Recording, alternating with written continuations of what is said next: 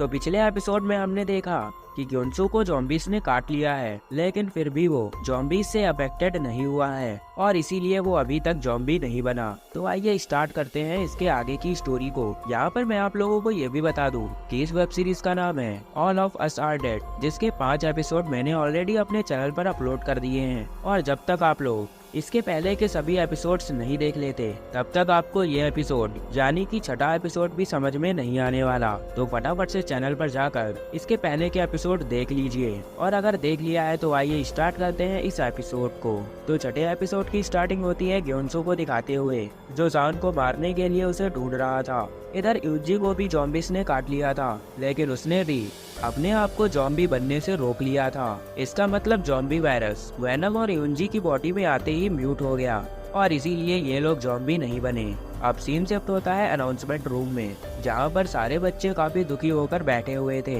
यहाँ पर जिस लड़की के मॉम डैड ज़ॉम्बी बन चुके थे, वो खिड़की से नीचे कूदकर सुसाइड करने जा रही होती है, लेकिन इससे पहले वो अपनी जान देती। बाकी बच्चे उसे रोक लेते हैं और उसे बताते हैं कि यहाँ हर किसी न किसी बच्चे की फैमिली खतरे में है, और कुछ लोगों की फैमिली भी ज़ॉम्बी बन चुकी है। अब इसका मतलब ये तो नहीं कि वो सब भी सुसाइड कर ले, इसीलिए अब तुम्हें इस दुख भरी दुनिया में सरवाइव करना होगा और हमें आपस में एक दूसरे का साथ देना होगा। इसके बाद यहाँ पर नामरा आती है और एक प्लान बनाती है। फिर वो सबसे बताती है कि हम स्कूल के सभी स्पीकर्स को ऑन कर देंगे, जिसकी वजह से सारे ज़ॉम्बी स्पीकर से अट्रैक्ट होकर उसकी तरफ जाने लगेंगे, और हम मौका पाकर दूसरे रास्ते से सान के पास चले जाएंगे। अब सभी को ये आइडिया सही लगता है, इसीलिए वो लोग अनाउंस करके सान से कहते हैं कि हम लोग तुम्हारी तरफ आ रहे हैं, इसीलिए तुम उसी रूम में रुकना। लेकिन उनकी ये सारी बातें ग्वेनम भी सुन लेता है। इसके बाद वो लोग दूसरी तरफ के स्पीकर्स को ऑन कर देते हैं, जिसकी आवाज सुनकर सारे ज़ॉम्बीज उस स्पीकर की तरफ जाने लगते हैं। फिर ये लोग अनाउंसमेंट रूम से बाहर निकलते हैं, लेकिन वो देखते हैं कि एक ज़ॉम्बी अभी भी वहाँ पर ही है। दरअसल वो ज़ॉम्बी सुन नहीं सकता था। ये देखकर ये लोग बिना आवाज किए चुपचाप से उस ज़ॉम्बी के पीछे से निकलने लगते हैं, लेकिन ये ज़ॉम्बी उन्हें देख लेता है। फिर ये सभी उस ज़ॉम्बी से बचने के लिए भागने लगते हैं, और सियोक उस ज़ॉम्बी से फाइट करने लगता है। तभी यहाँ पर ग्वेनम आ जाता है और वो इस ज़ॉम्बी को चाकू से मार देता है।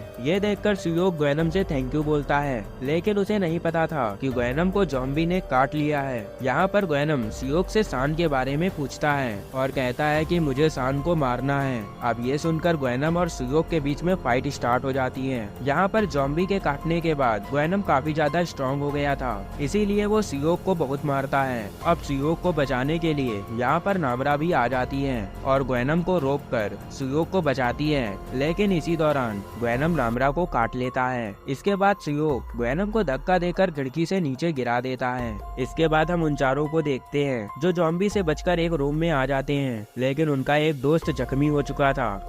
वहीं दूसरी तरफ सभी लोग सान के पास सान के रूम में आ जाते हैं। यहाँ पर सान को सही सलामत देखकर ओंजो को काफी खुशी होती है। फिर ये सभी नोटिस करते हैं कि नामरा और सियोक तो उनके साथ आए ही नहीं। अब ये देखकर ये लोग उन लोगों को बचाने के लिए निकल जाते हैं। अब सीन शिफ्ट होता है नायोन की तरफ, जो अभी जिंदा थी और वो इसी रूम के स्टोर रूम में छुपी हुई थी जिस रूम में सान था, लेकिन वो इन सबके सामने नहीं आती। इधर ये लोग सियोक और नामरा के पास जाते हैं, लेकिन उनके पीछे काफी सारे ज़ॉम्बीज पड़े हुए थे, इसीलिए ये लोग उन ज़ॉम्बीज से बचते हुए वापस से उसी रूम में आ जाते हैं। तभी एक लड़की नोटिस करती है कि नामरा के हाथ पर भी किसी ज़ॉम्बी ने काट लिया है, जिससे ये सभी लोग डर जाते हैं कि अब नामरा भी एक ज़ॉम्बी बनने वाली है। दूसरी तरफ ओंजो के डैड अभी भी पॉलिटिशियन के साथ रेस्क्यू कैंप में थे। वो अपनी बेटी को बचाने के लिए जाना चाहते थे, मगर रेस्क्यू कैंप वाले उन्हें बाहर नहीं जाने देते। तभी यहाँ पर मिलिट्री ऑफिसर्स उन्हें खाना देने के लिए आते हैं, लेकिन ओंजो के डैड अपने साथी के साथ मिलकर उन मिलिट्री ऑफिसर्स को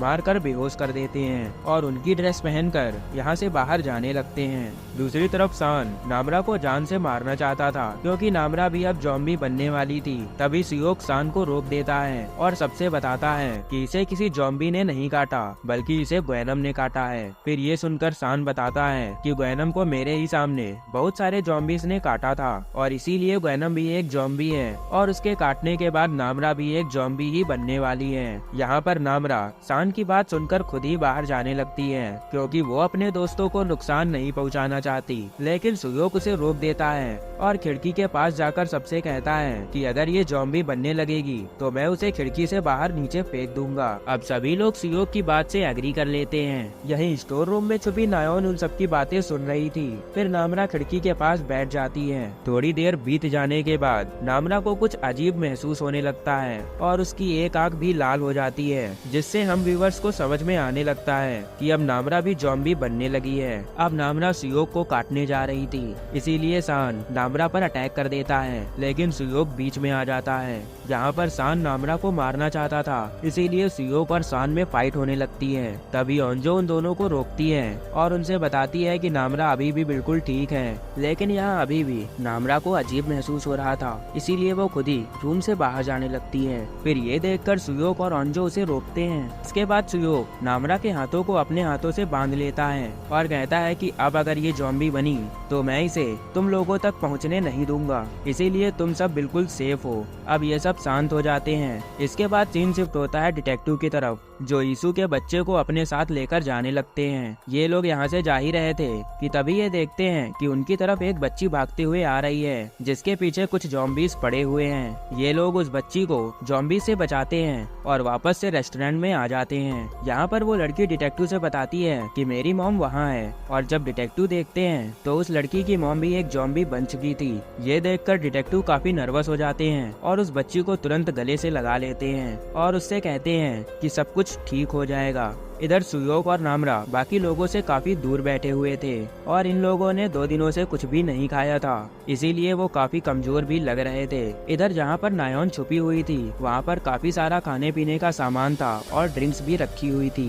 नायोन उनकी बातें सुनकर उनकी मदद करना चाहती थी, लेकिन तभी ये सब नायोन की बुराई करने लगते हैं और कहते हैं कि नायोन की ही वजह से हमने अपने दोस्त को खो दिया। अब नायोन के पीछे की क्या स्टोरी है मैंने इसके पहले के एपिसोड्स में क्लियर कर दी है, तो जाकर देख लीजिए। और अगर आप मेरे पुराने व्यूवर्स हैं तो आपको ये सब पता ही होगा। खैर आते हैं मेन स्टोरी लाइन की तरफ। यहाँ पर नायोन इनकी ये सारी बातें सुनकर बाहर नहीं जाती।